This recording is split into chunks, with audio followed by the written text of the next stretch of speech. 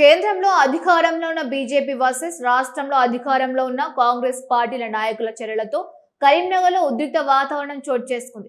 జ్యోతినగర్లోని కేంద్ర మంత్రి బండి సంజయ్ ఎంపీ కార్యాలయాన్ని ముట్టడించేందుకు కాంగ్రెస్ నాయకులు యత్నించారు.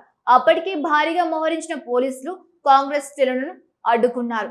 అయితే ఒకవైపు ఎంపీ కార్యాలయంలో ఉన్న బీజేపీ నాయకులు కాంగ్రెస్ నాయకులపై కర్రలు, కుర్చీలతో ఎదురుదాడికి దిగారు. దీంతో కాంగ్రెస్ నాయకులు మరింత ఆగ్రహానికి గురవడంతో ఇరు పార్టీల నాయకుల మధ్య మాటల యుద్ధం చోటు చేసుకుంది. ఒక దశలో పరిస్థితి క్షణక్షణానికి దిగజారిపోవడంతో పోలీసులు కాంగ్రెస్ శ్రేణులపై స్వల్పంగా లాఠీచార్జ్ చేశారు.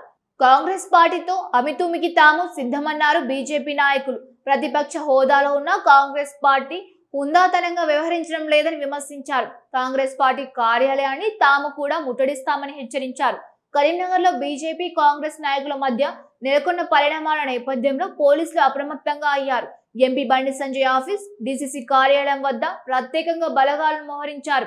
ఎలాంటి అవాంఛనీయ సంఘటనలు జరగకుండా ఉండేందుకు భారీ బందోబస్తును ఏర్పాటు చేశారు.